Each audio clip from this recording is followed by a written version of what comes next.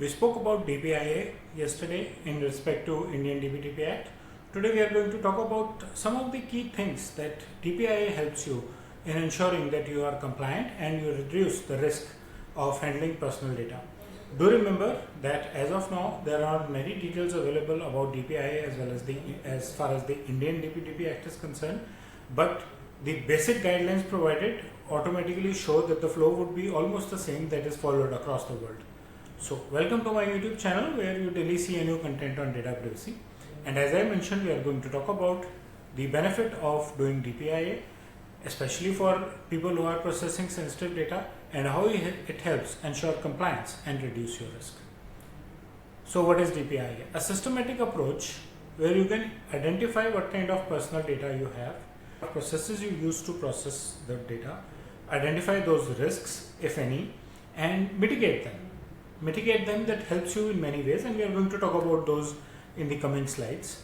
And your processing systems become more and more clean, and you are more and more accountable for how you process the personal information of your data principals. DPI is typically done at the start of creating a process, generally recommended every time there is a change in the process, especially if it's cross-border data transfer. However, you should do DPIA in your organization at least once in 6 months, because revisiting, reassessing your environment is always a very good proactive step. So when you say how does it help meet compliance? So first of all, it helps you strengthen your regulatory requirements. You proactively identify your risks and you are able to address those risks before the risk actually happens. Important, proactive, right?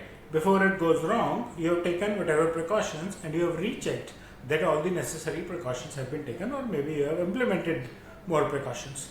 You show your commitment that you are ready to fulfill the obligations defined by the DPDP Act. You reduce your legal and financial risk. Any breach, and we saw that in one of the videos earlier, a penalty under breach in DPIA could be around 200 to 250 crore rupees, right? So any possible precaution can help you reduce your legal and financial risk, right? Then it comes to data minimization. I have been talking about this, I have read a lot about this. They say you collect minimum possible data, only when that is required, so that the chance of risk or the risk of breach both are reduced. I totally agree with it. I just want to add to it that you collect minimum data so that you spend minimum resources or only the required resources. When you talk of resources, you are computing it, you are processing it, you are storing it, and storage could be long term, especially for sensitive data like healthcare, financial transactions. So something that you don't need, don't collect it. Collect only that you need for your purpose and reduce the risk of breach as well as the negative impact of breach that happens in your organization.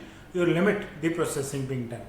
This helps you enhance the trust and transparency between you and your data principals. It helps you prioritize the security of your data, that your data is more secure, and shows that you are handling the data more responsibly. Then you facilitate accountability. What does that mean? You make yourself more accountable. You make your organization and your teams more accountable. Whenever you do a DPIA and see that there are gaps, that helps you identify and resolve gaps, help you integrate privacy by design culture. That means every process handles personal data in a way that the privacy is taken care of, right? So accountability is increased across all the teams in your organization. You are proactively ready for audits. You do it every 6 months. So the time gap between any next audit that comes from a regulator or the Data Protection Board of India, the time gap is hardly maximum by say 5 or 5.5 months. And since you have recently done everything, it's easier to answer back. It is faster to answer back, right? That's another practice that you do with your accounts as well. You keep a quarterly audit done on your books of accounts. A query comes in or a audit comes in. The authorities come in, they check your books. They are the way they are, and you know if there are gaps, then you are even able to explain them quickly. And it helps you continuous improvement in data security. Continuous changes. It does not mean that you keep changing without a reason. But whenever you find a gap, so there are two things. A, you find a gap. B, in the 6 months or 3 month cycle when you are doing the next DPI, maybe even the technology has improved. You see something new in technology, falls in your privacy budget, and therefore you are able to resolve not so created gaps, proactively resolve something that may go wrong at a later stage. You strengthen your organization's security, your organization's defense, and you are adapting yourself more towards the emerging threats. Threats are not only virus, are not only ransomware. The entire CIA confidentiality, integrity, and availability triad is taken care of.